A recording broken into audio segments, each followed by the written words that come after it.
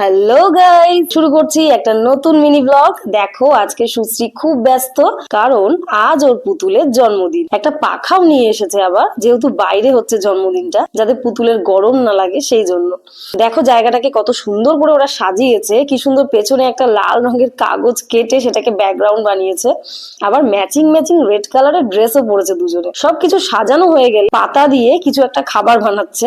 আর দেখো কত নীলকণ্ঠ ফুল নিয়ে এসেছে গাছ থেকে, সেইগুলোকে কুটি কুটি করে কেটে এসব কি খাবার বানাচ্ছিস রে বাবা। আর এখানে দেখো বিতান দাদা আবার গাছ থেকে কতগুলো সাদা টগর পাড়ছে। আমার মনে হয় এগুলো দিয়েও ওরা কিছু একটা খাবার দাবারই বানাবে। এখানে এই বোতলটা দেখে আমি জিজ্ঞেস করেছিলাম যে এই বোতলটা কিসের জন্য। আমি ভেবেছিলাম হয়তো পুতুলটাকে জল টল খাওয়াবে সেই জন্য। জিজ্ঞেস করার পর জানতে পারলাম যে এটা আসলে গ্যাস সিলিন্ডার। খেলনার গ্যাস সিলিন্ডারটা হারিয়ে গেছিল, খুঁজে না পাওয়ার জন্য ওই বোতলটাকে গ্যাস সিলিন্ডার হিসেবে ইউজ করছে। আমার একটা ওয়্যারলেস মাইক এসেছে, সেই সুযোগে আমি একটা ভিডিও শুট করা শুরু করে দিলাম।